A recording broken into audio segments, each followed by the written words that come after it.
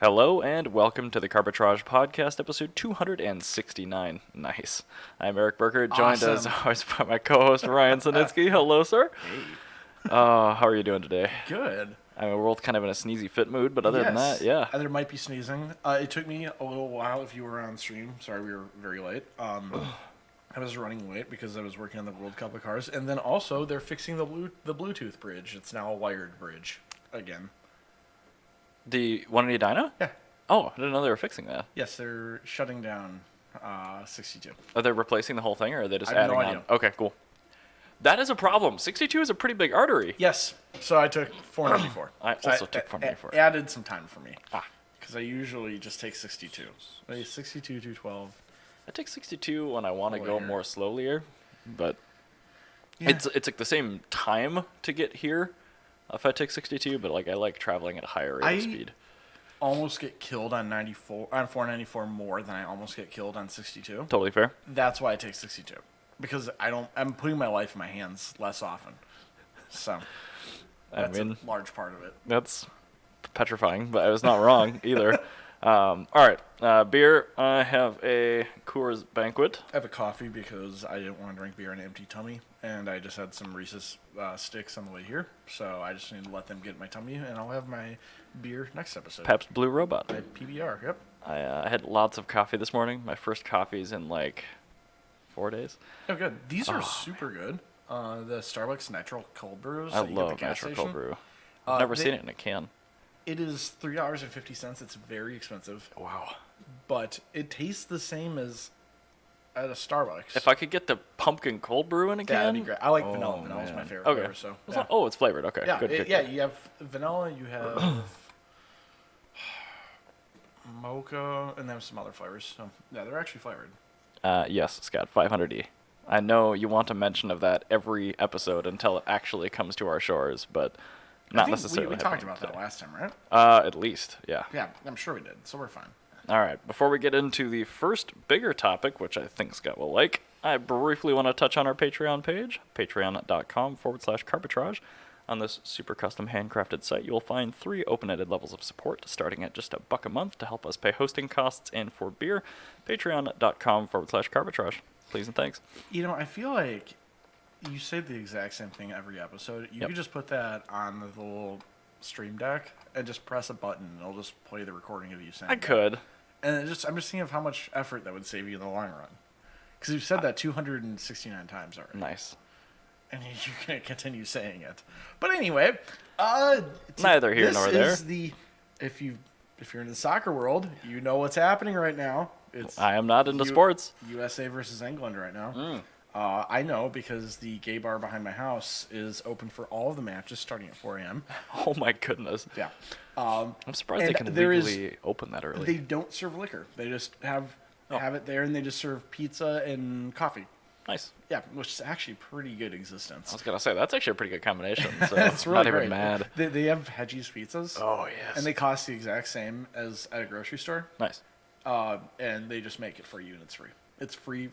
Their labor is free. Their labor and energy to cook it. Yes, and you don't have to throw out any trash. Why would I ever buy a Hedgie's pizza when I can go to the Black Heart of St. Paul and they can just make me a Hedgie's pizza? I mean, I assume they pay less than we would. Obviously, yeah. But yeah, Yeah. no, that's Yeah. that's got to So be a that- loss that's- leader to get you in the door then. Yeah, it's great. But yes. So the World Cup of Cars is what Heck we're gonna yeah, do, it's back. because it is the same thing as World Cup anyway. So whatever. Yes. So this year, what I've noticed from the first time we've done the World Cup of Cars, a lot of countries have begun making their own cars that just like weren't making cars before. It's like we don't have a supply shortage issue in this country. Let's make a car. Yeah, and so there's a lot of countries. I was expecting to have to disqualify a lot of countries, but most of them, I did make an exception where if a car is made in a country and it's a knockdown kit of a different vehicle, Yeah. as long as the car is sold under the name of the manufacturing plant, Yeah. as opposed to like the original brand. So like, if a car if you look at Like the Zamyad. yeah, more like here. Let's see here. There's a Moroccan-made Dacia Sandero. Oh yes. That is sold as a Dacia Sandero, but it's called Dacia of Morocco Sandero. That is a mouthful. Yeah. What does the badge say? Does it say Dacia of... I think it actually says like of Morocco below it. Okay. But yeah, so they actually had their own thing, and there's a lot of other ones that I found that make cars. So like in Cameroon, they have Cameroon Auto, which apparently exists, and they sell rebadged Chinese cars. All right. It's just Chinese cars, and at the Chinese car factory, they make the entire car. It comes to Cameroon. There's a Cameroon They staple a factory. They badge on staple a it? badge on it, and they send it out the door. It's called like a Cameroon Auto. 99.5% parts content China. Yeah, pretty much. 0.5% Cameroon. Exactly. But Cameroonian badge falls it off. still makes jobs. So my thing is, if a car is in a country being produced and it makes jobs, it then counts. I also went with some historical cars because there's a lot of countries where I want to do their automotive history writ large. And stuff like, if you look at American cars, like, our cars suck right now. Yeah. But they used to not suck. Well, I as mean, much. fits and starts. Yeah. So I wanted it more than us, but there's some countries like Serbia. Serbia, I'm giving them the Yugo because the Yugo was made in Serbia. Is technically Serbian. Like Zastava's factory was in Serbia, not in like Croatia or Montenegro. Okay. I'm considering like past brands to be part of the actual country that they're in. Well, I mean, there's probably a lot of cases, too, where that country used to produce a nationalized vehicle and they don't anymore. Yeah, that's a lot of these too. I was noticing the first one that I pulled up just to preload is, they're all black and white. There's a lot of black and white photos. Okay, yep, So that's fine. we're gonna start with. So we're gonna go with group stages. The first two episodes this week and next week, we're gonna have 4 group stages. In the group stage, the countries that are in the group will battle against each other for a prize of nothing, and except for P points. And we may put you on the our- background. The judging criteria is entirely subjective on what we feel at that exact moment in time. Yep. You can That's- have a car that's adorable, and it's just so heartwarming that it can beat a supercar. So, we're And it gonna find probably out. will, let's be Yeah, honest. Yeah, I think last time it was the Zamyad Z24 that actually won. Mm-hmm. Yeah, Iran was the 2020 or no, the 2018 World Cup finalist. It's been a while. Yeah, it's 2018. It was definitely before the world imploded. Yeah, it was 4 years. It's every 4 years. So yeah, Oh, 2018. okay. Oh, wow. Okay. Yeah. So we have Qatar, which has a lot of vaporware cars. Just Great. things that don't exist. Not to be confused with Vapor Wave. Very cool. Vaporware is not cool. Correct. So Qatar car brands. Yeah, I didn't preload anything for Qatar. No, so- there's not anything. All car brands made in Qatar. Nothing. Nothing. Okay. There's Gap Corp, Jediah Corp, Nasser bin Khalid Those and are all Sons, tax. Daimler Benz Middle East, Levant FCE, Q Auto, Ibn Irani Auto, Al Hamad Auto. None of these have actually made a viable, No. tangible car that can be driven Tax down the road. shelters. Yes, these are all tax shelters. There's like a homegrown Qatari supercar that's like an EV that looks like a cross between a Vector W8 and that Mercedes rotary supercar that they tried to make in Oh, the yeah. 70s. It's Yeah. that combination of those. It doesn't exist, so I'm not going to even bother giving it the time I've of day. forgotten Really. about that rotary Mercedes. Yeah, and it's about as So much fiberglass. yeah, it exists about as much on the road about as much as this does. I don't know. This one doesn't even have a real version. There's a concept car, but the concept car is definitely on 17-inch FRS wheels. Ah. Yeah. So, Qatar, you're the only country in the world that gets disqualified from the World Cup, which is fine because you have a terrible human rights record.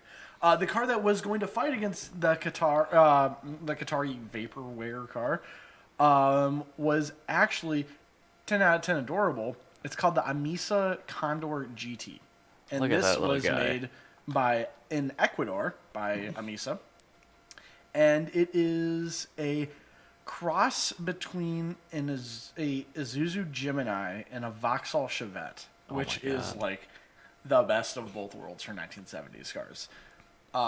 It was rear-wheel drive. Nice. It was manual. Nice. You could get it as a hatchback or a coupe. It had a 2.3 liter inline 4. Oh, nice. I assume that's the Oh wait, no, that wouldn't be the Lima because that's a GM product. Well, these are all kind of GM related things, but I'm just trying to think of what that engine would have been. Vauxhall would be GM, but Yeah. it was GM Europe. So what's cool is in Europe, the Vauxhall Chevette 2300 HS came with a Lotus developed 16 valve cylinder head. Nice. Very rad.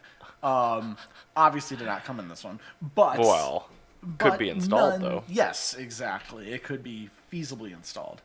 I bet you there's one in the world that has that installed. Probably, it'd be really awesome because it was 16 valve dual overhead cam, twin side draft carburetors, 135 horsepower. That's a really impressive power figure for a 4-cylinder in the 70s. Yeah, That's for like any car in the 70s, that's Corvette power. In I was the gonna 70s. say that's a 5-liter V8 in the US of A. Yeah, so they also had like versions with like body kits on them from the factory on the Vauxhall Chevette.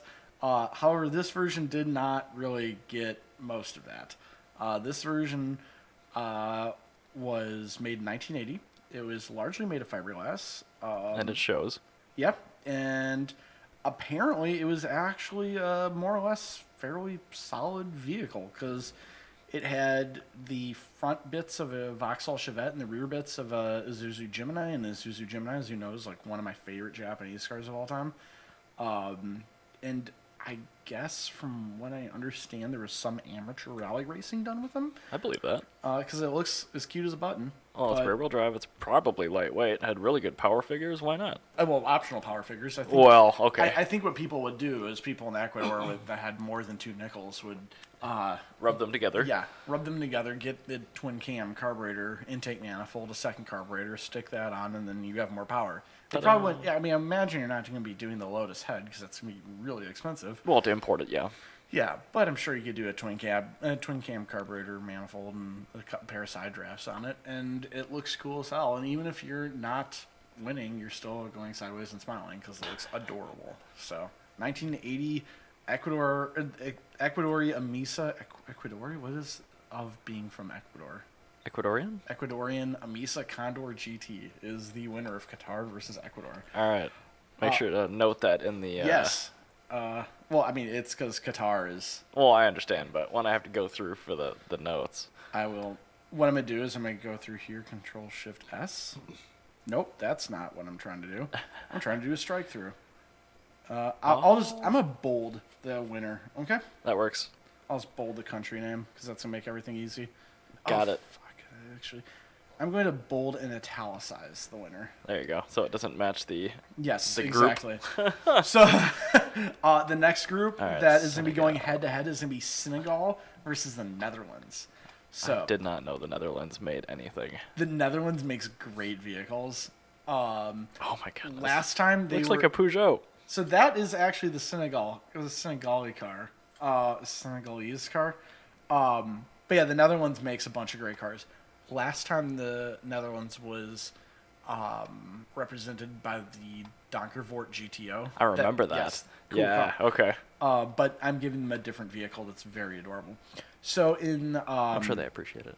in Senegal, they have, this is a perfect example of a car that is made in Senegal, sold under its own name.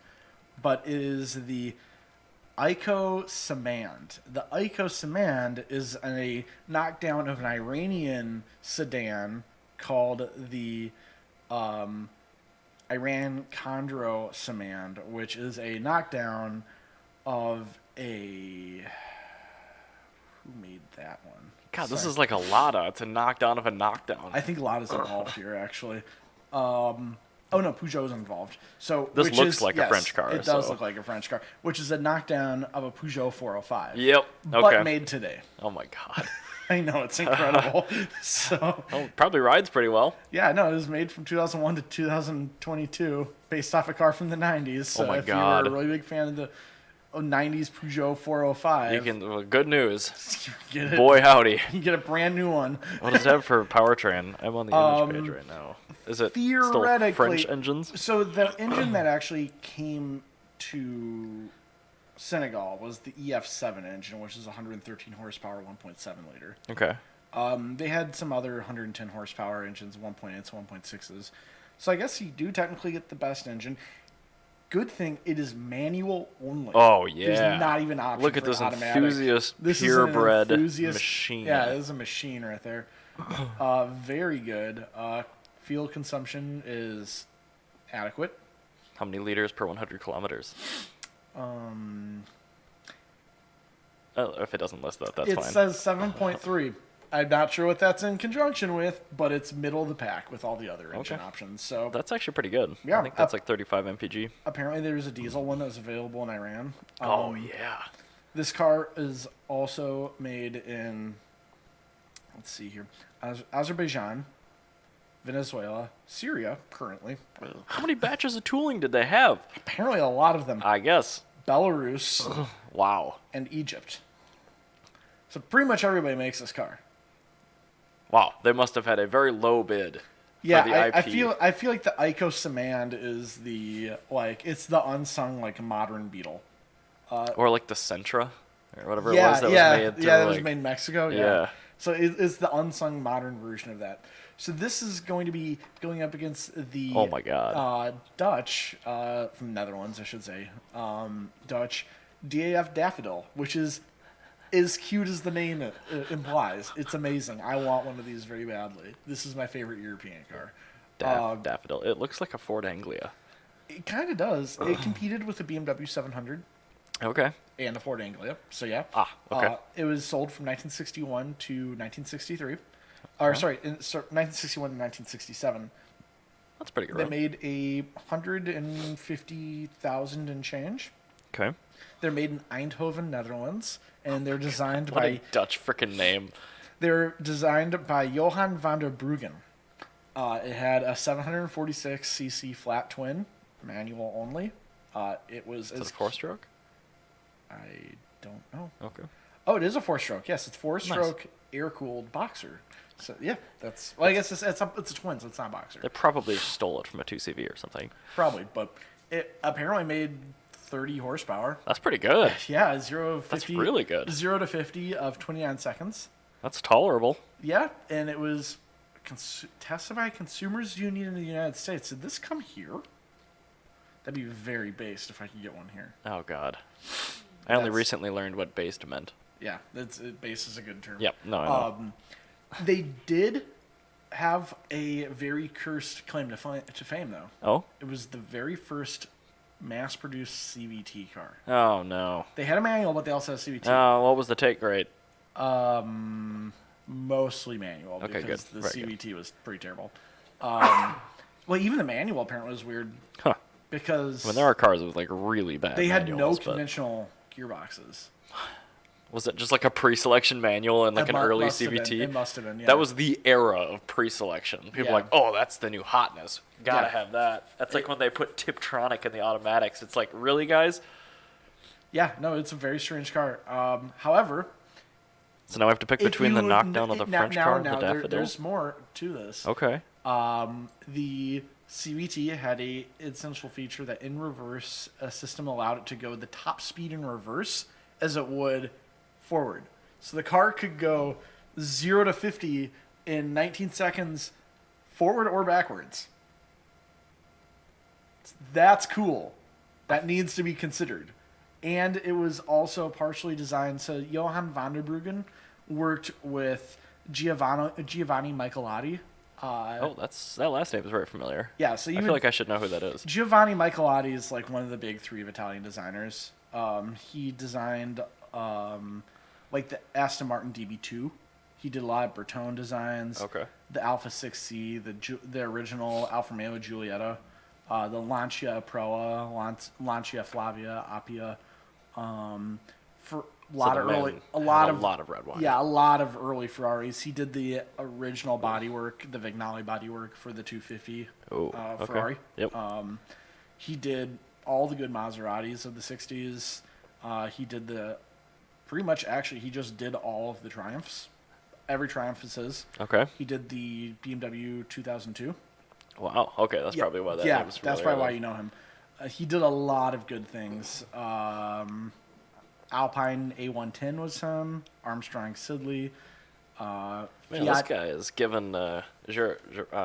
Oh yeah. No. Yeah. Giugiaro a run for his money. Hino Contessa, Matra 530, the Lola Ultimo, Ford Sestalia, Ford Anglia, Yep. Okay. Seata 208s, Reliant Scimitar, Prince Skyline Sport. He did a lot of really, really, really good vehicles. The Prince Skyline Sport, I think, is my favorite of his. But he did a lot of really cool things. So he was involved with the Daffodil. So the DAF Daffodil, the car that could go top speed in reverse, and is very cute. The Michelati bodied, The Michelati fast body reversing car. that can go as fast in reverse as it can forward, or the Ico Samand made in Senegal. Well, I don't think this Peugeot 405 knockdown with its 1.7 and manual box can do 50 miles an hour in reverse. Yeah, I don't think so. Oops, sorry. It's also not from It's not pre-war. pre-1946. Yeah, no, it's a good car, but like, I think we're giving it to the Daffodil. yeah, it has to go to the Daffodil because the Samand just isn't. It doesn't capture my heart. Oh, is the Daffodil rear-wheel drive? Yes. Okay, well, I'm that's pretty sure. there you go. I'm pretty sure it's rear-wheel drive. I'm not gonna look that up. I'm just gonna say yes. Okay, yeah, Is it then the Control Daffodil S? wins. No, Control S isn't strike through. Okay, I'm trying to figure out how you can do strike through, and I cannot remember for the life of me. Now, moving on to Group B, we have England versus Iran. In real life, Iran got trounced by England. They had like an American football score versus Iran. Okay. Iran had, I think it was like 1 goal versus 8. It's Alt-Shift-5. Alt-Shift-5. Thank you. You're welcome. I will do that in the future. I'm gonna do that real quick on Qatar and Senegal. I had to look that up real quick. Sorry, Alt-Shift showing you guys the notes, but 5. Senegal. I want to see if that actually works. 5. Yeah, It it should. does. Okay, good. All right. So Perfect. That actually helps me a lot. all right. So England versus Iran. Okay. You said the MG4. Well, I understand it's a Chinese-made thing, but like This is they the- are so nationalistically proud of that thing. I know. But, It's like I know it's Chinese, so you can exclude it if you want. I well, just that's put the it thing. in Like there. I want to. This is kind of where you get into like a weird thing, because England doesn't make its own shit anymore. Correct. Now the MG4. But there's a lot of older stuff. The MG is entirely Chinese made, Mm-hmm. in the same way that would we count a modern Mini as English? Yeah, because the VIN pulls up as a British? yeah. Even So though it's a it's like the BMW? Rolls Royce. It's like All right. it's got a. Would you rather have England be represented by the MG4 or the Lotus Eclat? So it doesn't matter because they're both probably going to lose to the competition. Yeah. So, oh my god, I actually know somebody with an Eclat. What? How? It's a long story. I had to think of what was like the most English car, and I thought of the Eclat because the Eclat is what England's very good at is things being tremendous on paper. Yeah. Yes. Like- and because it's a V8. Well, no, this wasn't. It's- The later ones I think were.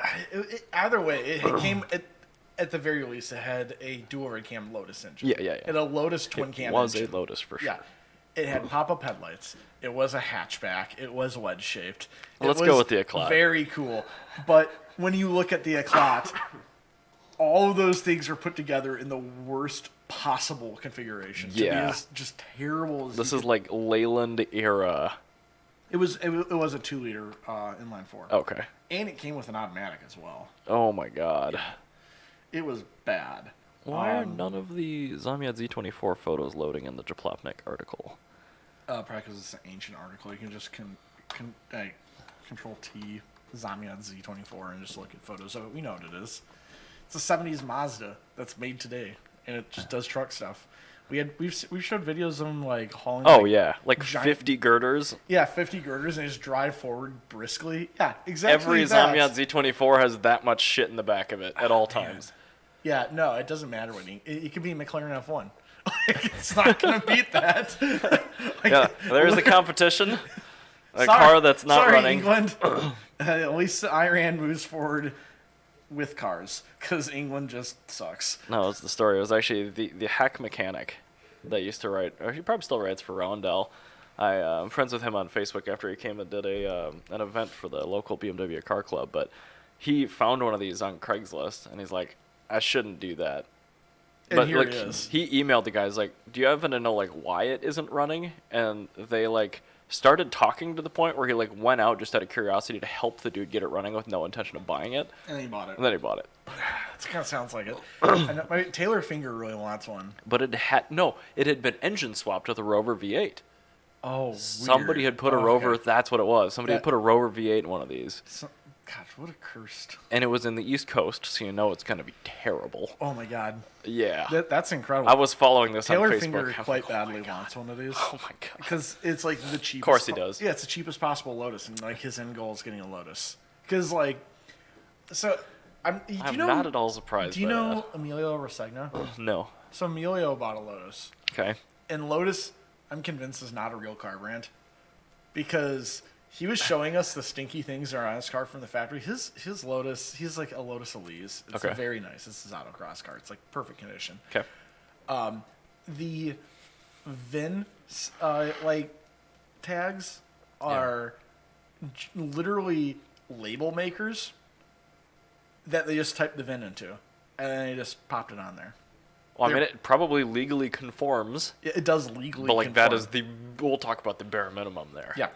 Why would we spend money on pressing machines or a little die kit? The what is the switch for? I think it's traction control or something. There's like a switch on the dashboard Okay. that's just haphazardly placed, and it is an AutoZone round rocker switch with a blue LED on Yeah, it yeah, from yeah. the factory, and it's off-centered. Incredible. Oh my The God. schmear that like holds in the weather stripping, Yeah. the glue is coming out from the weather stripping everywhere. It is just, it's not a real car brand. It's really just something else. I really like it though, Oh, yeah. because I'm like, that's just so No, representative. they're so stinky. That's why Taylor wants one, because it's the stinkiest like new car My brand. that you uncle can get. really wants a first gen Elise, Yeah, I I'm don't blame like, him. They're so stinky. They're like just the stinkiest cars. but to get one that's like in running driving condition 'Cause they're is stinky, yeah. so hard. yeah, because they're stinky. I know. It's incredible. All right, so we're gonna move on to the United States versus Wales. You discovered a Welsh car that I'd never heard of. We're gonna get Yes. to that in a second. I made a contribution. Yes, in the United States, I had to go with Oh, something God. that I viewed as the most American vehicle. And I feel like this truck actually represents America to a T. The Jeep Grand Wagoneer, the original one. The last carbureted road vehicle sold in this country. It held on to a carbureted engine forever. Oh, I It thought it has was wood until paneling. 94. It was Bummer. the very first luxury SUV, which I think Yeah. is like very representative of the United States. Yeah. It could actually do off-road stuff while being luxurious, which is cool. So it's kind of like a Range Rover, but reliable. True. It had an inline-six engine that was a derivative. By the time that was out of production, that had been produced by 5 companies that had all gone defunct that had previously gotten By no fault of the engine, though. They've previously purchased the licensing to make that engine. Like it was designed by. Was it AMC originally? No, I think it was somebody It before was them even. It was Rambler made the engine. Rambler was purchased by Nash. Nash became AMC. AMC was Wow. purchased by No, I think no. Willys was before AMC, wasn't it? Willys. Yeah, Willys bought the engine. AMC Oh my god. bought Willys, That's and incredible. then Chrysler got it. So it's 5 brands that made this engine. It's from the 50s, basically. But it was perfect. It was a perfect inline Except 6. for the last 2 years it was made. Because the last 2 years they had to try and make a 1950s engine conform to modern regulations, Yep. and it wasn't. It's basically like the thermal reactor nonsense. And the only reason the small block Chevy was able to be in production for as long as it has Yeah. is because when that came out, that was like peak technology. Like the small block Chevy in like 1955 Yeah. was equivalent to the LT1 in the 80s with like how groundbreaking it was. Yeah. And the only exception was it was extremely powerful and didn't suck. So, Right. Well, I mean, a compact form factor mattered a little bit too, but not for its longevity. But the thing is, this is where the Grand Wagoneer becomes even more American, is the Grand Wagoneer really just wilted on the vine. It was in production for way too long. They did nothing Oh, yeah. with it. And Could have been an FCA product. by 1994, if you think about this, the Grand Wagoneer was discontinued 5 years before the Escalade came out. Oh my god. And if you just think of like, they are both in the same class. They are both a luxury SUV. Yeah. It's just mind blowing to Oh my think about God. that. That vehicle, the one that you see on the screen, Yeah. was made in 1994, and 5 years later, you would have the Escalade being made, which was effectively a modern American SUV. Oh God. And then they brought back the Grand Wagoneer. Yeah, recently. As the, as much as I want to like it, I know what it is, and it's just a tasteful tack on name where it just has nothing to do with the original product. My biggest issue with that thing is they have the Grand Cherokee L Mm-hmm. already. Well, I mean, you can have a luxury SUV, like they had the Jeep Commando or Commander. whatever. Commander? Yeah. I like Commando better. Commando's cool. They had the Jeep Commander. Actually, Commando was a trim level of the Jeepster. Oh, yeah, you're right. Yeah. Yeah. So they had the Commander, but they've, like, Jeep's capable of, like, making a luxury SUV. But they chose to stick on that name because America loves to stick names of, like, old successful cars onto new cars that have no soul. Oh, the Mustang Mach-E. Exactly. And that's exactly what the modern Jeep Wagoneer is. True, So true. that's why I really think that perfectly sums up the United States. Is a perfect representation of us. And yeah, it's an SUV. It's used. It's like we adapted something that was never intended for this purpose, but everyone used it that way. It's like, Yeah. well, let's just make it for that then. Exactly. And Pickup trucks are designed for farm work, but you're taking them to shop. Exactly. So I guess we'll just give Yeah. you one with heated seats. Exactly. And so the Jeep Wagoneer all the way up to the modern one is a perfect representation of American vehicles. I just love the carburetor story. The carburetor story is hilarious. They kept the carburetor until 1994. It's just insane. And then, so tell me about this Gilburn Genie. I've never heard of this. So I just stumbled upon this today, and it was like, I wonder, like, Brexit was imported from Wales, and it's a fascinating place. It's got beautiful roads, but it's really a only great known place, yeah. for, like, the tourist. The tourist trophy and the PLP 50. Right. This So- is an actually very cool vehicle. It is a very cool vehicle, and it is, like, the only vehicle that was ever Welsh made that garnered any notoriety. It looks like a Jaguar XJ, but like if you had Michael Adi at his Vignali days, like rebody it, like a early got, like, 70s some- XJ. It's really cool. It's got some, like, early DB vibes to it, too, Yeah, frankly. that's what I mean. Because Yeah. like, he did the DB. And Yeah, so, yeah. yeah. Like, In fact, like, I and didn't he even also- confirm who he- penned this, but Yeah, I'm really curious. It looks like it's a Michael Adi or a Vignali design. It's really, really cool. I like the wire wheels on it. I like the little like faux hood scoop on it. I mean, it's essentially a knockdown of an MG underneath, but, like, it's still. In fact, That's it probably fine. was Michelati designed Yeah. then, because it all the underpinnings are from the mainland in So England. it's effectively an MG Tour with a S6 V6 or a 2.5 liter inline six, which is very cool. It's definitely the best engine of that era. That's So, very rad. It just seems like the best way to parts bin, and yeah, it's got This a is very perfect. unique look to it. Yeah, I had not heard of it before today either, That's super duper cool. which is I weird really because like- we've covered a lot of weird I shit. really like Cylodrome. They have so much cool stuff on their website. Like this is great. It's even like a modern photo. Look at that. Yeah, no, this is a modern one, so you can like get parts for this. Yeah. Oh yeah. Oh yeah. It's just Austin Healey, MG, and Ford. I mean, You like can body parts, whatever, but they wouldn't fit anyway, so you might as well Yeah. just make them. get all the bodies in one off. So, Mm-hmm. this is fascinating. It's a cool car. And And, like, I don't apparently- want one, but, like, it's cool. And But it also, drives nice. the TVR Griffith is gonna be coming back to Wales. Oh. Yeah, apparently that's what it says in the article. It's gonna have a Ford Coyote V8 in it. Oh. Yeah, and a chassis designed by Gordon Murray, but that's not out yet. This one's out. This one That's exists. kinda cool. Semi-space stream. This is really cool. I want TVR to succeed, but at the same time, it's almost a better car company when it's setting itself up for, like, failure after 4 or 5 yeah, years. yeah. That's how a TVR should operate. A TVR should. It's like Maserati back in the day. Even today, like TVR, True. TVR and Maserati are two brands that exist solely to put other brands. They are a vanity project that put other brands out of business. Yep. Like, what's the Spanish palace that's been being worked on for like 200 years? I should know that as a. You know what I'm talking about, right? I do. I mean, I'm almost an architectural historian major, but. You know what I'm talking Yeah, about. You I can do. you can imagine Yeah, the building. yeah. It's something in Spanish, but these brands are like that building. Like that building has been under production during the monarchy, during Franco, Which is and during modern and Spanish. Part of the Yeah. reason why it's taking so long is things keep evolving and they keep trying to update it with the new styles. But then Yes. they end up redoing all the preservation and restoration work Yeah, because it's they're incredible. resto modding the building. Oh, sorry, my ringtone there, which I never get phone calls, is a guy saying "God damn it," because that's how I feel inside when my phone rings. But yeah, no, the Gilbert Genie, that kicks the shit out of America. I'm just gonna say that objectively. Like, we can't cope with that. It's better because I mean It's- it's pretty. You can probably still get parts for it. It was also carbureted and it was also rear-wheel drive, so it shares that with the Grand Wagoneer. But It's just better in every way. it is.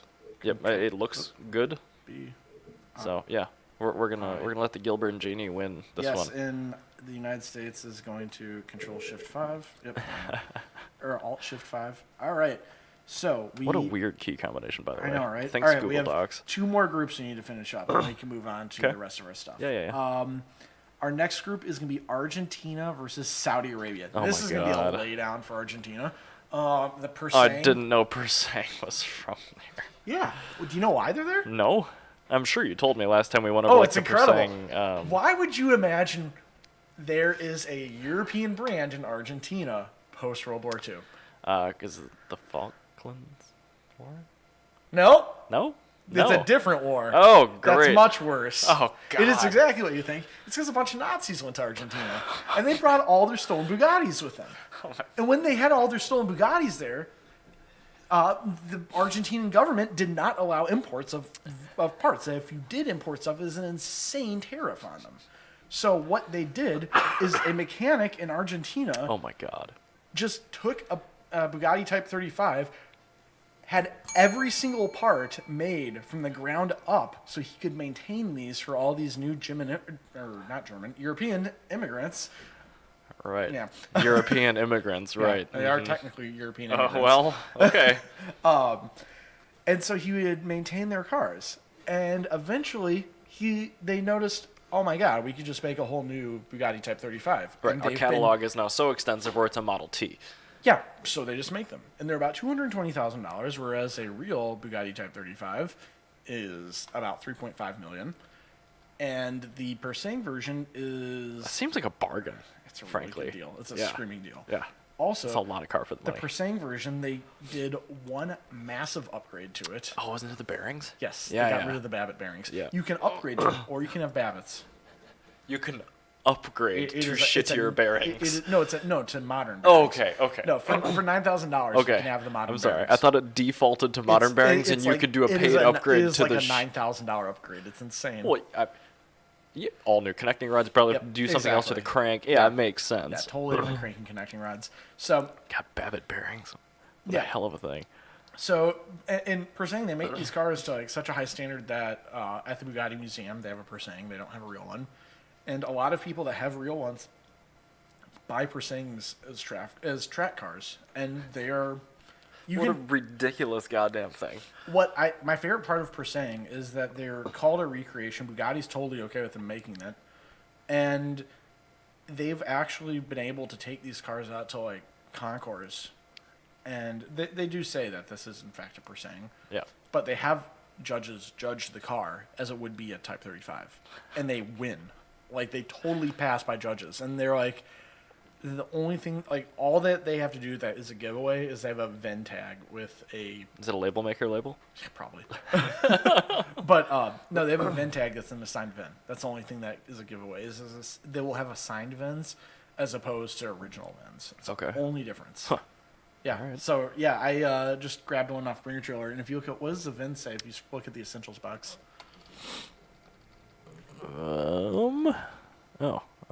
Does it say? it will. It'll be there. Let's see what the VIN is. Chassis FLA 106856. Yeah, so that's a Florida assigned VIN. Okay. They all have assigned VINs. It's the only giveaway. Huh. Yeah, they're perfect reproductions. So Oh god, man, the engines are just so beautiful and tiny. yeah, and they make the tires and everything, like That's every single part that you could get on a Type 35 is made by Persang. Saudi Arabia is still being represented by the same piece of shit they had last time called the Ghazal 1, which is Oh, a no. rebody G-Wagon, and it is horrible looking. That is a war crime and should be never, ever, ever seen by the public. So Wow. the Gazelle one by default loses because it's terrible in every way and automatic. I'm only. guessing that was not a an accidental pairing. No, it was literally all that they had. Okay. It was the only vehicle made in Saudi Arabia. Wow, They- imagine they- having that as your only contender instead of like Wales. Yeah, or Argentina. Where True. This is, actually, Argentina has a couple of cars, but this is by far the best. So, also, it gives me a chance to remind everybody that all the Nazis in World War II went to Argentina because Argentina is a terrible place. So, next will be. Actually, this is a really hard match. Oh wow. Okay. Mexico is the Mastrada MXT. Yeah, And the that's- Mastrada MXT is basically a modern, like, 90s MR2. It was based on some other car. I have no idea. But There was that one angry Top Gear episode. Yes, about I it. remember they did one, and they actually said that car wasn't that bad. It's pretty cool. It's got like a smart roadster-ish front end. That's kind of interesting. But Yeah, it's. I mean, well, what I like about it is it's a 2-liter turbo, or it's a 2-liter, turbo 5-speed manual car that you cannot get with an automatic. Manual only is always good. Yeah, and I've only ever seen these in yellow, so I think they only made one. no, they've made a few, That was a joke. but it was a. But this is the thing: is it was a Volkswagen 2.0. Oh no. Oh no, it's an the FSI? yellow one was the pre-production version. The Okay. production version, production was construction. Why would you source your powertrain from Volkswagen? Oh, all right. The production version ended up having a Ford Duratec Okay. inline four, which Oh, is thank much goodness. better. That is such a better engine. Yeah. And there's an immense amount of aftermarket support for those. This car's actually, other than the engine, mostly its own thing. Duratec is a good engine. Yeah. Ford of the British Ford, whatever. That country, to their credit, has developed such an enormous aftermarket support system for the Duratec and It's a good Z-Tech engine. engines. Yeah. Mainly because of Cosworth, where they just get Yeah. bored and tune up Ford engines for old Cortinas and stuff like that. Exactly. But, Yeah. like, yeah, you can make like almost 400 NA horsepower out of a Duratec. Yeah. And so it's a $58,000 car. That's a lot. Yeah, but I mean, Well, I guess these days it really isn't. it's got double wishbone suspension, coilover shocks, carbon fiber body elements, aluminum if it's not made of carbon fiber. Well, that's kind of nice. It's Well, got a rust. curb weight of 930 kilograms. Very lightweight. Yeah, it's Huh. really light. Okay, that thing's cooler than I thought. Yeah, so the MXT is actually an objectively good vehicle, and it gives the Elise a run for its money. Like, it's a Mexican Elise, basically. I wonder how the dynamics are, but Yeah. it's pretty hard to screw it up when it's that light. Yeah, you can't. Is it's it mid-engine? real- I It's assume it is. really, yeah, it's Yeah. mid-engine. It's really hard to fuck up something like that. Like, and it's going against a Oh man. Maluch Fiat Polski 126P, which I cannot in good faith judge against a 126P. Oh yeah, half the world will be against you if you say something ill of a 126P. Yeah, and me being the Soviet car fan I am. They are just so cool. I was watching Robust stream last night. He was doing Beam and G Drive, Yeah. and he had a mod of a 126P, and he was trying to do a Nürburgring lap, and it just looping it constantly. Yeah, I'm like, I oh, have it's great. I have that in Beaming Drive as well. It's great. The most powerful engine was 26 horsepower, which is a lot less than 250. Maniacs. So much power. Yeah, but God, I have to. I'm putting my. I am. The 126P wins. Okay, cool. I can't possibly say no to the 126P. It's just like Look at it's that the face. yeah, and not only that, like, it's the national car. Like the Oh the, my God. the Mistrala MXT. It's cool and Dude, all. if you go to Poland, it's like 30% of cars on the road are 126Ps. Yeah, and like, and it's not like for lack of other vehicles. No. People love them Yeah. because they're great. And so yeah, a 126P. I can't vote against that. No, that wins. Yeah, we have that's no a good contention winner. here. All right, and then that was Group C. So we're moving on to Group D, which will be the last group that we're doing today for this episode. Oh man. Uh, Why is must I choose? France versus Australia. The Renault Aventime. I chose the Aventime for you because I knew you'd want man. that. Versus the HSV Maloo. I really like a Maloo. The Maloo's good. I was going to do the Holden Sandman because I really like the Sandman even more than the Maloo. That's fine. But I thought the Maloo just kind of sums up Australia, where it's just dumb. That's a V8 U. and a U Oh my god. yeah. Versus like the most French vehicle ever, where it's just single. I'm surprised that France has not made a rear engine front wheel drive car. That seems like something France would do. Yeah, it really does. That's like the most French combination of things. I bet that was in the original works for the Avantime. Yeah, there's a version of the Avantime where it's like They're going to put the boot in the front. There's a rear engine front wheel drive, and you did it like your reasoning was that you'd have more like storage space in the front. They'd have some like weird reasoning on why that's better than rear Better engine. crash safety. Yeah, there's like some reason for why they would get around to like saying, yeah, this makes sense. Well, it's only got 2 seats in it, and you're going to put most of your weight in the front, so the engine should be in the back for better weight distribution. Exactly. But you want the traction advantage of French front-wheel drive, Yeah. so Like here we are. Rear engine front wheel drive and have like a 40-degree rake. Best yet. Make it like like an electric generator Yes. in the back, and then have electric drive in the front, so Yeah. it's not physically coupled either. Exactly, yeah. Like it's just something like that would be that would be the only thing that could possibly make an Avantime more French. But it's a 2-door minivan. Like A 2-door 4-seat minivan. yeah, it's a 2-door 4-seat minivan. I can't And an almost bankrupted Nissan. yeah, not just Renault, but Nissan, like The parent entire company. The entire thing. Yeah. God, this is so French. Nobody bought it, and most of the tech in it was just a dead end. Oh, yeah. None of it really went anywhere. Thankfully, the vast majority of them sold were 6-speed manuals. Yeah, so they had an insane take rate on 6-speed manuals. The HSV Maloo is just, I don't know, it's a modern, like, El Camino SS. Really like a Maloo, but there's no way I'm voting against my heartthrob Avantime. All right, so Australia, sorry, don't move on out of group stage. That's just dirty putting those two together, though. You should have picked something shittier from Australia. All right. Or, I mean, like, better. No, that's the thing, is I couldn't find, like, that was the most Australian vehicle. No, Because no. if you want to bring up a Holden Sandman, that was my other choice. That makes more sense. I know we've covered those before. Oh, my God. Yeah.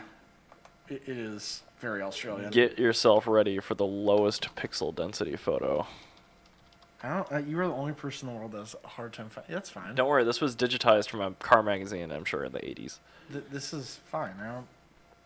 Yeah, that's just how they look. But That's- yeah, you see, a Holden Maloo's or a Holden. No, that's not Maloo. A Holden Sandman is really cool, and also that entire fiberglass top comes off, and it's a Ute underneath. Of course it is. I'm sure there's a company that makes Sandman tops for a Maloo. Oh, that'd be cool. Oh, my God. That would be instant win if they had a Sandman Maloo. I still have to get TJ to V8 swap his SV6. Because it's not called a Maloo when it's not a V8. Like, that's actually a trim level. That green one in town? Yeah. Oh, that's a 6-cylinder? Yeah, it's a 3.6 high feature with a 5 HP 19 automatic. You're not going to have to convince him. It will just blow up on its own. Oh, he's already put several transmissions in it, and the engine... We did some laps at Brainerd, I'm like... okay. It's not going to be around for No. long. No. So, but he's selling his SS so he can put a V8. So we have a similar to Mexico versus Poland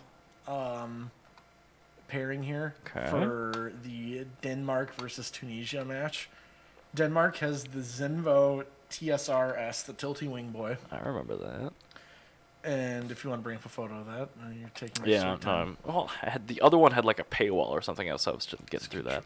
Control W gets you out of there. There you go. I got it though. And then the Zenvo TSR-S tilting wing boy supercar is going Is that what that against stands for? Tilty. tilty wing boy. Yeah, that's what it means in Danish.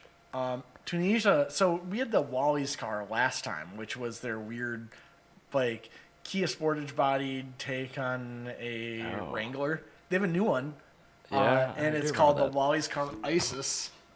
Wally's Isis. Iris, sorry. It's the Iris. The other one's the Isis. This is the Iris. And the Iris is cute. It's really cute. I love it a lot. Like, look at that face. Is it a knockdown or is it a bespoke thing? No, this is a thing. Wow. This is actually made in Tunisia. Oh, and it only has 6 slats in the grill, so it's not a Jeep. No, it is 82 horsepower, 0 to 60 in 13 seconds, top speed of 158 kilometers per hour, which is incredibly slow. Peugeot Citroen engine, Yep, PSA powertrain. 1.2 liter classic. Yeah, and if you look, it has. Their website's not fun. Yeah, I'm not even going to try to scroll here. If you zoom out from that photo, there's actually it has a removable top. It's not letting me do anything. Control minus. Oh. Yeah, there you go. Yeah, so it's got a removable top on it, which is kind of cool. Gosh. It's fiberglass bodywork, 3-door convertible SUV, galvanized steel. Look at that gauge cluster It's got placement. a 3-year warranty. Oh man, they have no faith in this Dude, thing. Transmission, traction. No idea what kind of transmission.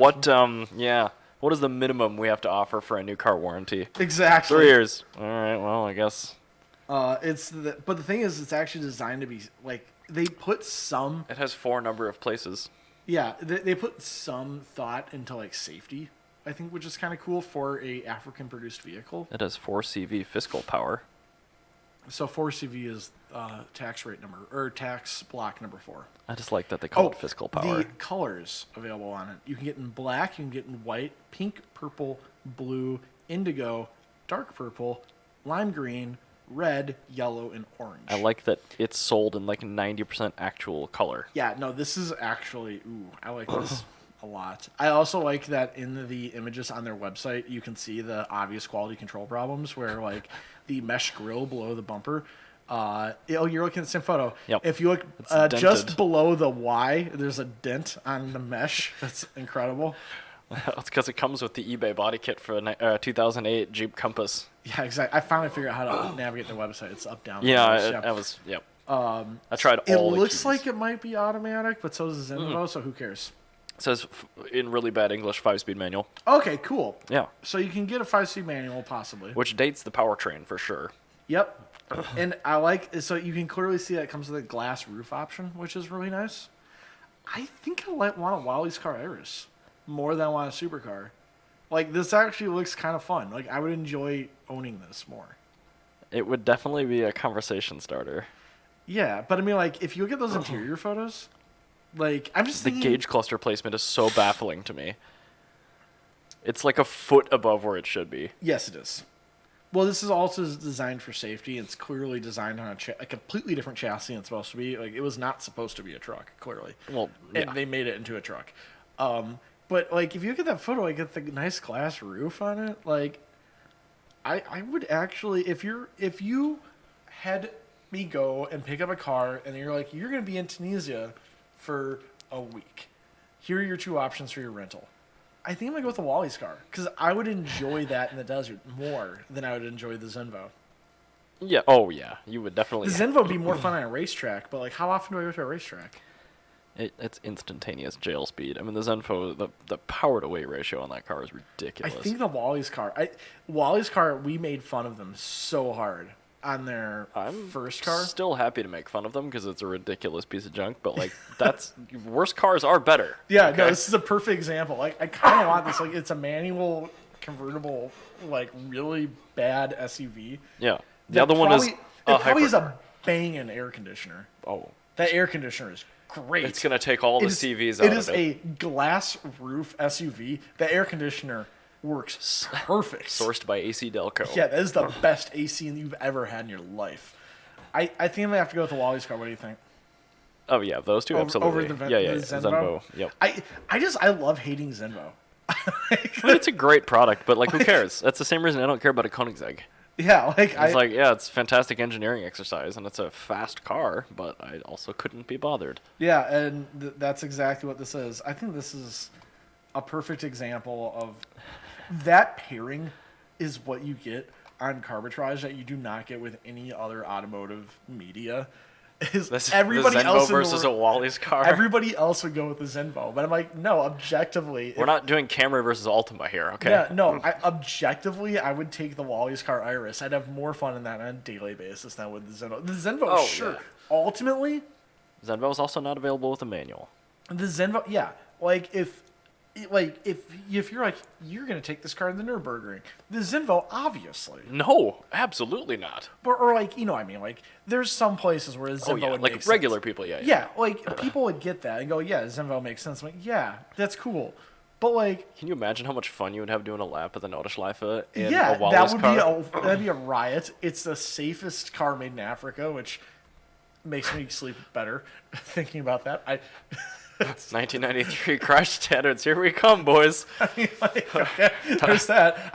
I can say those words, and those words mean things. They are factually accurate statements, Yes, although we that are is a statement. omitting things that. Yes. Yeah. But like, all right, I guess if I were to own either of these cars in Wales, specifically Wales, I'd take the Zinvo. That is where the car makes sense. Yeah. Like Wales or the Isle of Man. Like somewhere where you have nice curvy roads with nobody on them. And they're that actually in makes good sense. shape. Yeah. But if I'm like enjoying North Africa, I'm going to take that Wally's car any day because it's perfect. It's Slow car fast. Yeah. And then like all of the like windows, it's really nice. You have the air conditioner that works. You have a manual. Like I could take that. I could enjoy the Wally's car in France. I could enjoy it in North Africa. I could enjoy it in St. Paul. This sounds like a children's book. I You could could enjoy the Wally's car Iris in France. I could enjoy And it anywhere. Like a hand But like drawing. the Zinvo, like you know what would really suck is the Zinvo in Los Angeles traffic. Oh my god. You would be great in LA traffic. A Wally's car. Like, that would just be so much more comfortable. Like I love that car way more as a daily car. Whatever you buy next that isn't a Fiat 500e is going to be just the most baffling thing, I'm sure. Oh yeah, no, it's The problem is we can't buy any of this shit here. well. The thing is, all right. Most of the weird '90s cars that I want Yeah. are still cheap, and I can now import them.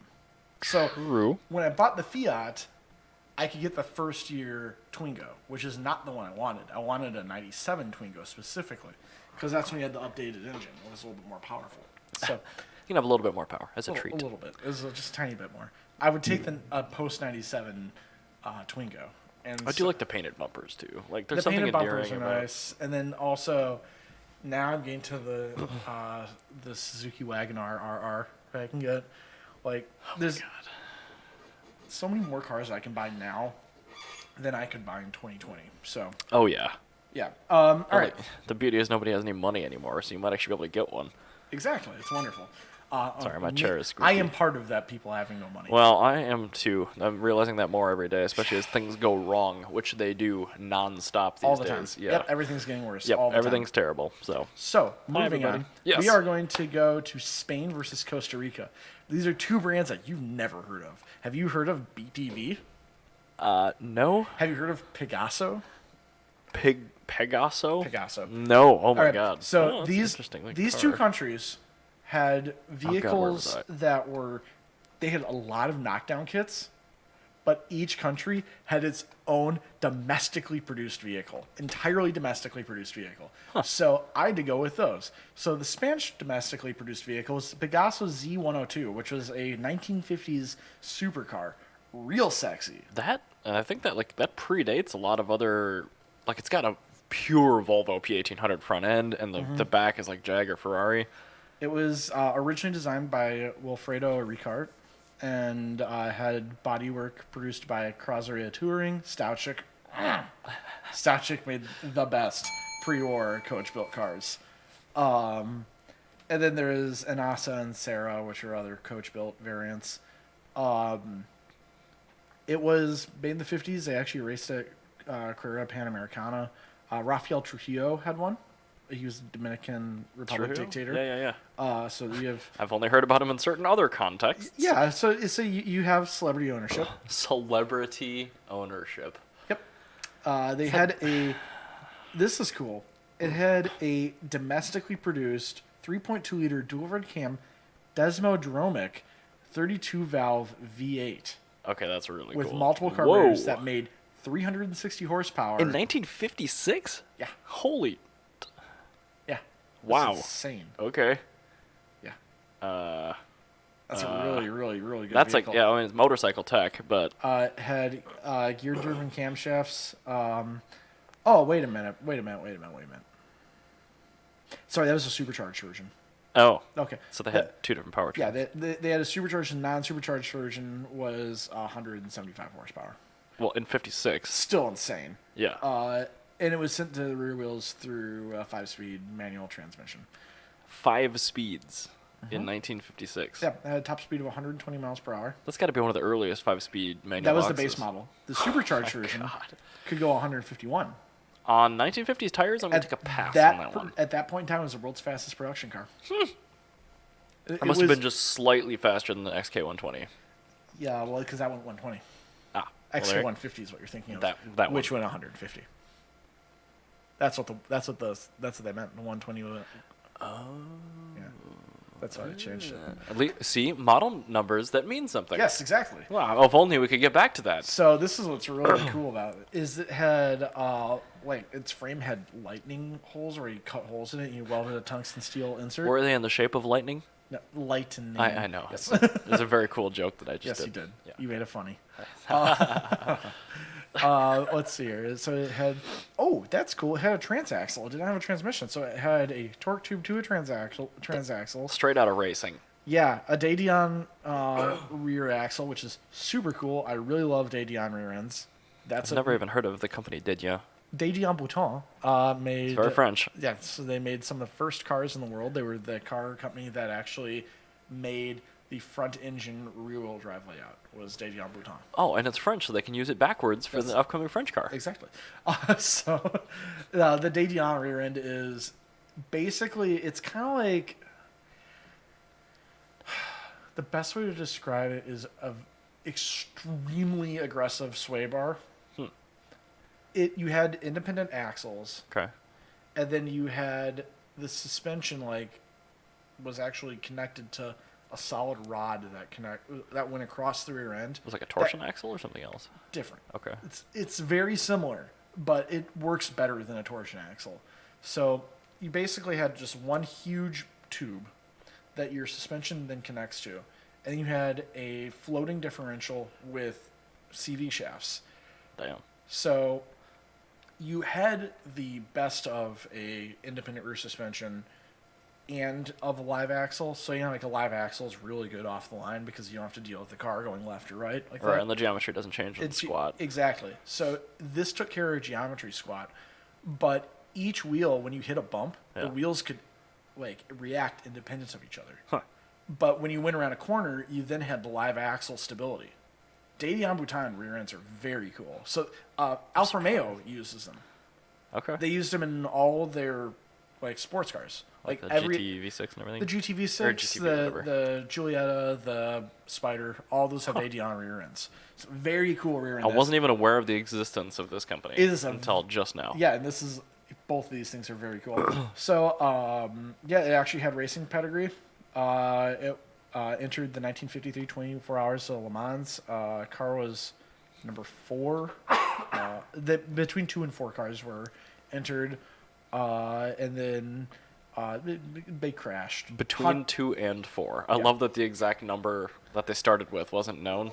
Yes, 2 and 4. Well, because you had the 2 cars that were entered by Pegaso. Okay. But then there was also 2 cars that Privately were campaigned? privately campaigned, Okay. but they were apparently rebodied Pegasos, possibly. They didn't know. Oh. Because they were called a blank special. Okay. But theoretically, they were a Pegaso. And then it was also competing in 1954 Carrera Panamericano. It actually did very well in the early stages, and it had an accident, but did finish the race after the accident. Jesus. Very cool. In 1953, they were raced. Supercharged version actually broke the XK120's speed record. So, There you go. yeah, there's... I can't believe I haven't heard about this car, because that seems Pegaso's like a it was... very cool brand. Well, you really like cars. They were before your time of Well.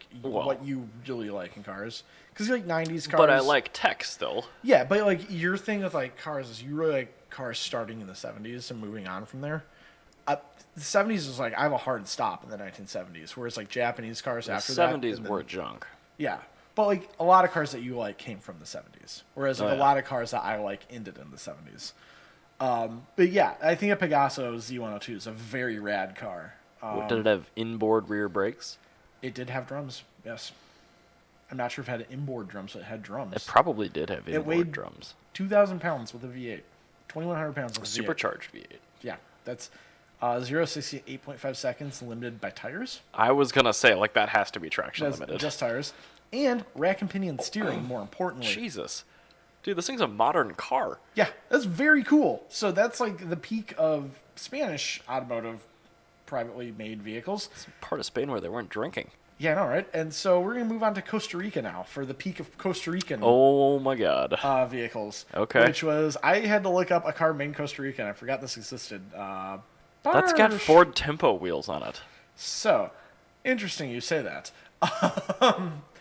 The Costa Rican car is called an Amigo, and it was made by a company called BTV. And BTV was a company where basically anybody that had $50,000 could start up a production factory for General Motors Okay. underpinnings. Okay. So this guy made a cheap, reliable vehicle for Costa Rica called the BTV Amigo. And that's what you get. Okay. It looks like it was made by a guy that had $50,000 and didn't know how to make a car. Yep. It has a bumper and lights and A wheels. stake bed and windows. Yep. And a wiper, a windshield wiper. It just does have one. and wiper. Uh, I see a steering wheel in there. the BTV stands for Basic Transportation Vehicle. Yeah, I would say so. That's exactly what that is. Oh my god. So, like, what they were basically trying to do is counter the Toyota Land Cruiser. Dude, it comes with like a paper origami fold for your metalwork. Yeah. That's incredible. Yeah, no, You just like- transfer a pattern to sheet steel Yep. or aluminum and you make the body. And this is what's actually cool is it's super reliable. Wow. It's like totally bulletproof reliable because it was made to be the most reliable thing because it just did General what- Motors Bedford 4-cylinder engine, Yeah, it was just a 4-cylinder. 59 horsepower. Wow, that's actually pretty good power. Yeah, and what they were trying to do is they were trying to counter a Land Cruiser, and by countering it, because nobody bought a Land Cruiser to go faster to be nice Well, back that's then. true. Like FJ40 was designed to be the most reliable workhorse that you could possibly have, and that's exactly what this is—a reliable workhorse, and you can fix it with a hammer. So they're being made in Malaysia, Ecuador, Portugal, and the Philippines. Even more than the Peugeot 405. Yeah, so they're pretty much made everywhere. Oh my god. I think an Amigo is pretty cool. Now, is it better than a Pegaso? Better? No. More significant? Maybe. Also, I need to tell you all the names because they were made also in El Salvador, Honduras, Paraguay, Nicaragua. I can't imagine any vehicle being made in Ecuador. Honduras. Oh, here you go. That's what it looks like. After being there, I'm actually kind of impressed that this could be manufactured there. So the El Salvadoran version was called the BTV Chato. In Honduras, it was the Charito. In Ecuador is Compadre. In Paraguay is the Anito. And they also made another version called the Mitai. And the Paraguayans had one called the Pinolero. And the Costa Ricans had the Amigo, which is this one. What's your favorite of those names? I kind of like the Charito Okay. because Ito means small. And it's a small font. Oh my god. It's a really cute little guy. I'm not going to lie. You were talking about vehicles that, like, I might purchase. If I had the ability to get a BTV, I would absolutely get one.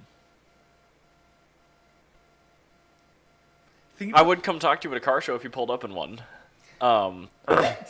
So now, if you think about it, what do I need a truck for? Hauling leaves to a dump. Yep.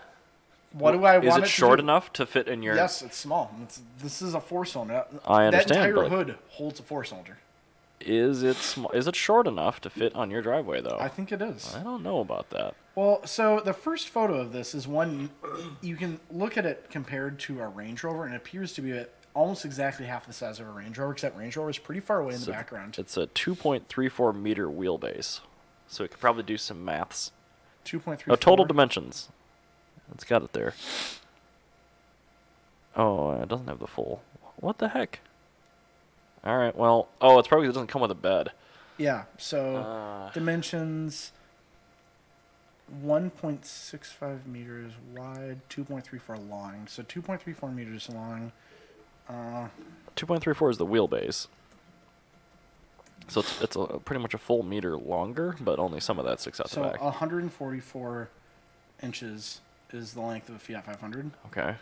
So 2.34 That's the meters, wheelbase. 2 inches. 92. So yeah, this is be about the size of a Fiat 500. So, Okay, Yeah, wow. this is totally something I would actually buy. I would totally buy that. Yeah. That'd Okay, be a but good little car. this isn't World Cup of should Ryan buy this vehicle Yeah, more. No. I'm just saying I would totally buy one because like these are great. I fucking love that vehicle. I mean, these two, there's only one of them I could afford, and yes, it's the it's this Amigo. one. Yeah. But the tech, especially in like 53 or whenever you said this came Yeah, out. no, the Pegaso like wins by a long shot. I just really wanted to tell people about how great a BTV Amigo is. This was one of the closest ones for me though, because like this clearly is a very significant vehicle for This a is- lot of the world. Yeah, this is it is a objectively perfect vehicle for what they're both. What they are is they're objectively perfect for their own thing. Yeah, Like the BTV Amigo is the Pegaso of workhorse trucks. it's the 2CV of. Yeah, but yeah, you can't beat it. No, you're not going to beat a 5-speed transaxle supercharged Desmodromic V8 front engine super lightweight 1950s car with a origami metal project. Yeah, no, sorry, they're very very close. So they're surprisingly close. Again, it was probably the closest one even for me because like I can't like downplay the significance of a vehicle like that. Yeah. It's like the 126p. It's like well, Yeah, like, it's duh. a very significant vehicle. I think if the BTV was more successful, if they had sold more of those, then that was more in the zeitgeist, and they had like people like, it wasn't just like a very cheap piece of shit. Yeah. Like if people actually cared more about it, like they do with the 120, because the thing is the 126p, what makes it special is the ownership. True. Yeah. Well, I mean, yeah. I mean, there was like a full era of what Poland was going through, and that was the car that they had. Yeah. So like that's kind of But where that. even then, like you get Ladas, you can get everything else, and the 126p, that's the car people wanted. Like that's Yep. the Volkswagen Beetle Yep. of Poland. No, they So- had. It's true. They had some choice, and they still ended up in the 126p. So. All right, so the end of Group E, we have the hardest. Oh, Germany. So this is hard because you have to pick a car, one car that perfectly represents them. God. I chose the 300 SLR. I'm leaving this up to you. Yeah, that's a pretty good one. I mean, I that's think of it's the car just that is the most German thing. I mean, it's just like what we just talked about with the Pegaso. I mean, it was Yeah. just it was so far ahead of its time technology-wise. But then you got the LFA for Japan too. Well, in that one, I'm also gonna leave it up to you because I'm like, should it be the LFA? Like, I think LFA, like styling and performance-wise, technology, the LFA really is like the peak of of Japanese technology. But also, it doesn't really represent Japan because Japan's just a boring as fuck country.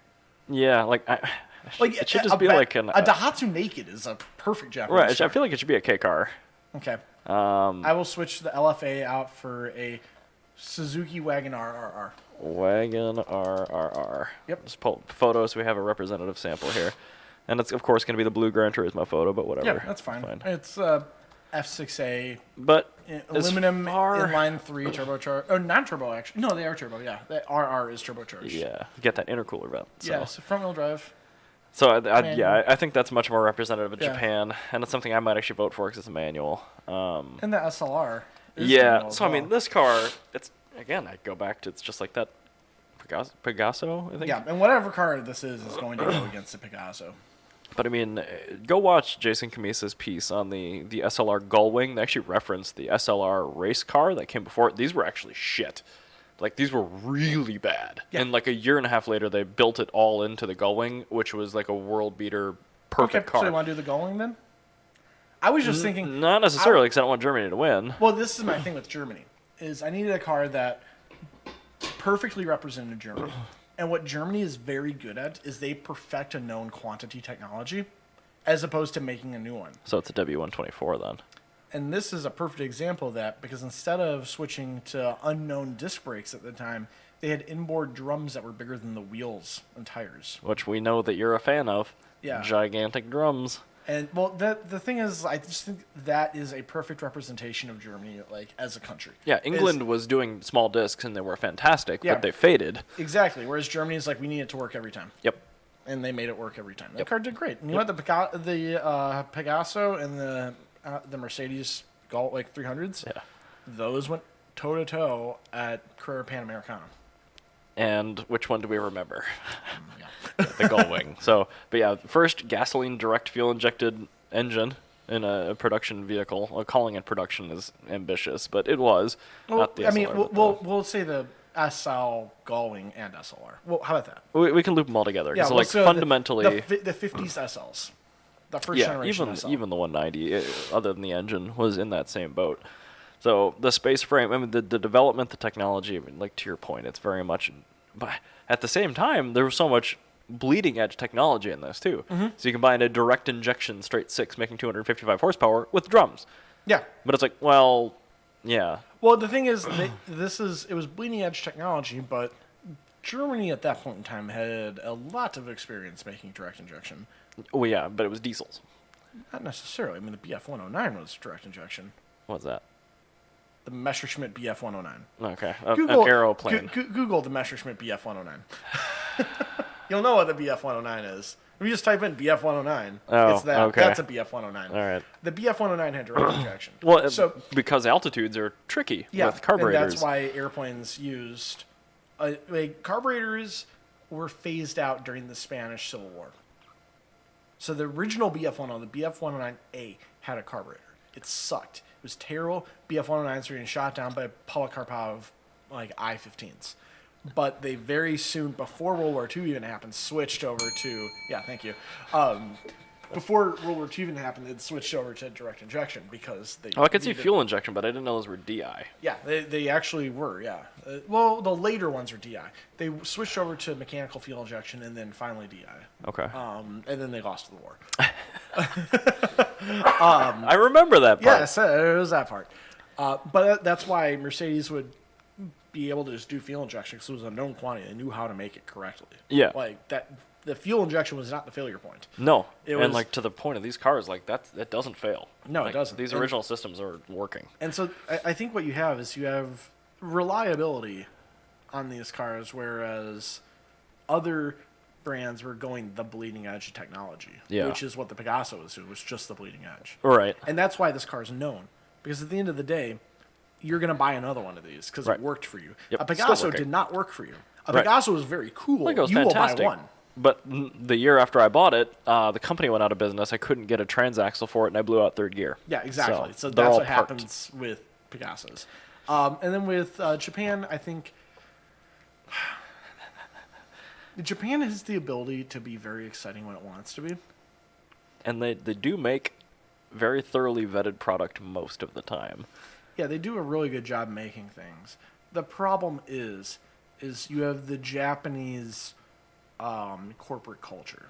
And it's not even really the Japanese corporate culture. It is the Japanese work all the time, work too hard culture. It's an overworked country that was in a recession for 30 years. So we think of Japanese cars as being very cool, but they're really not. When you think about it, like Japan made cool shit, but they made that previous emperor. Like Japanese cars really peaked in the 70s and 80s. That was 2 emperors Yeah, ago. I could see at that. this point. So, I mean, they're cool, but like, and I love Japan. Don't get me wrong. Like, I'm a huge Japanese car nerd. You know, Yeah, this is a I'm fact. aware. Yep. But Can confirm. I cannot say with confidence that Japan, in this day and age, makes cool stuff, and that I can't say that a R32 GTR is representative of modern Japan. All right, but look at Germany. It's the same thing. Exactly. They make shit now. But I mean, at the same time, Germany they still get excited about a performance version of a car. And they do still give us manuals, but But the thing is, even automatics being their thing, they still make performance cars.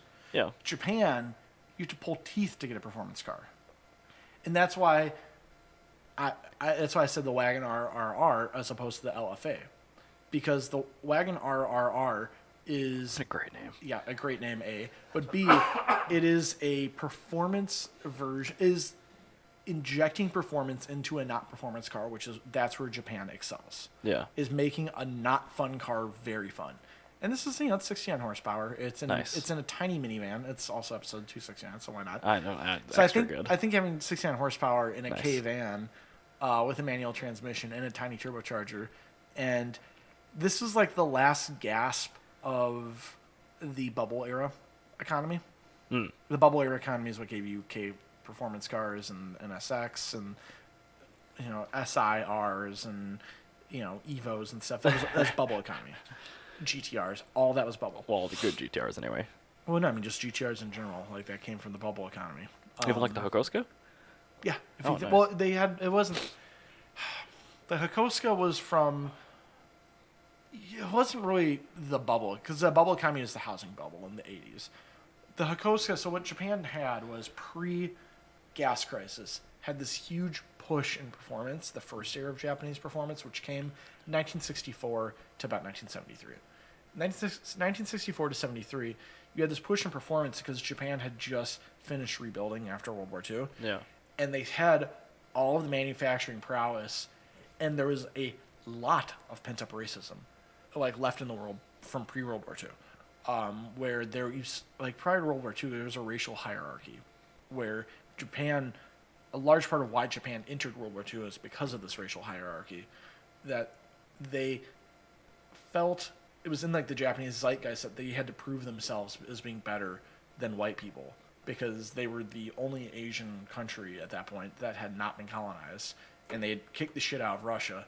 And people are still saying that Japanese people were inferior to whites, and so that was Correct. like that was a large part of like why World War II happened and the Japanese Empire like rising. And after World War II, Japan was totally devastated. They had to rebuild and everything. And in the 60s, Japan was known as being like kind of how we thought of China 10 years ago. Sure. As China just making knockdown shit, like Right. rip-off stuff, Yeah. And so Japan, to combat that, everything they made to the best of their abilities. They made the best computers. They made the best cars. And how did they make the best Sounds cars? like South Korea now. Yeah, it's South Korea today. It's Yeah. Japan in the 60s. They were proving to the rest of the world that they were just as capable, if not more capable, than everybody else. And that's how you had the GTR kicking the shit out of Porsche. It was a point of national pride. It was a country that had just come out of World War II. Right. They were the loser. They were the the black sheep of the world community, and they had to rally around something that for the country, and that's where a lot of these cars came from. It wasn't just cars. There was a whole zeitgeist here. Sure. That's what the 1964 Tokyo Olympics were about. Was Japan announcing to the world, we've rebuilt. We are ourselves. Japan is a first world powerful country, and really washing away a lot of the leftover racism that had existed in the early 20th century. And I mean, it's not to say it doesn't exist today. Well, sure. But like, when I say this, it's like it would be at a level where a country would be discounted at the UN. Okay. Like that kind of Oh, like, great.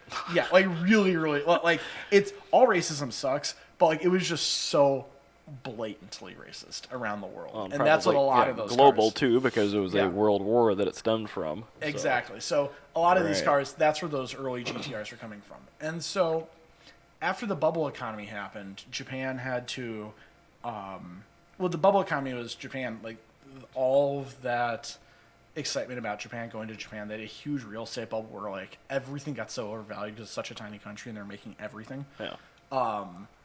That a lot of people had all of their money in real estate, and then the bubble just burst, and it was like the housing crisis in the United States. I was gonna say that sounds like, familiar. Times 1,000.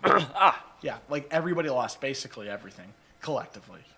Like it destroyed the Japanese economy, and so Japanese people, like the companies, you were beholden to your company when you work there, and you are expected to work like all hours. Like you have one day off a week in Japan. You have a 1-day weekend, and then your work day is like 12 hours. Pass. Yeah, it's pretty bad. I should get pass on that one. Yeah, and then when you're out of work, you're expected to do like things with your coworkers. Yeah, because that's what I would want. If And so you can see why people are just worn out and they're not trying to drive a Zenvo or something. And you can't afford a Zenvo because it's so expensive to, like, you don't have any private time. oh God, no.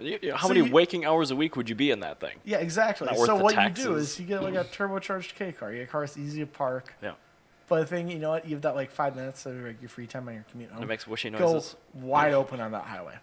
And that's what the cars are for. Yep. Is for that, like, having fun without having to like really base your life around your vehicle. Yeah. And that's what Japan's very good at doing. So that's why I chose the Wagon RR. Now, I'm gonna leave this up to you. Which car do you think should advance? The car that is the embodiment of a fun daily driver that you can live with, or a car that is the embodiment of making fast cars reliable? I'm gonna vote Japan. You're gonna go with Japan? Yeah, slow car fast. That's the Slow only car- reason It's the peak of slow car fast. All right. K cars are just what I'm about. Yeah, so you need to own one, dude. Yeah, I don't know if I ever saw a decent deal on one that I actually liked. Maybe I feel like a Honda Beat would be a good car for you. They're super cheap. TJ just bought one. I should drive his. Yeah, they're super cheap. They're apparently like just great to drive, like the best driving dynamics like ever. I believe it. I mean, it was made at the same time as the NSX. So It was the last car Soichiro Honda greenlit. isn't it? Weren't there only like 4 cars built in that factory? It was the S2000, the NSX, the first gen Insight, and the Beat. I think something like that. Something yeah. like that. So I'm sure they were worked on by actual enthusiasts. All right, so that is the World Cup of Cars for this episode, and so we are going to. Oh shit! Did we do too many? I think we might have. We're fine. It doesn't matter. Don't none of this matter actually. Well, that's fine. This episode's already an hour and a half, so. Yeah. So yeah, we're fine. We will get to news next week because this was an hour and a half of us going over group. So You guys are all welcome for the global Yeah. lesson. yeah, we get to learn about every car in the world. We do this once every 4 years. We And tell you about every car, Japanese every country in the bubbles. world. Yes, and what makes them cool. And then after this, so after these 2 episodes, we do group stage of World Cup of Cars. Yeah. We will do 2 rivalries per episode. Okay. For the next 2 episodes. Sure. So That works. until we get to the finale of World Cup of Cars, where we'll once again do a longer piece about each car and why each car is as noteworthy. And we should as it probably bring back the Carbitrage car of the year, too. We will be doing that in January. Yes. Okay, good. So that Very will good. be into the car. So or into the year. So we'll do the first episode in January. We'll do the Carbitrage car of the year and our little Modi awards. So That sounds good. Oh, the Modis. Oh my yes, God. they are the Modis. I forgot they were dubbed that. Yes, they Perfect. are. He's still around, so that's good. Perfect. All right. Well, we will see you next episode. All right. Thanks, guys. Bye bye.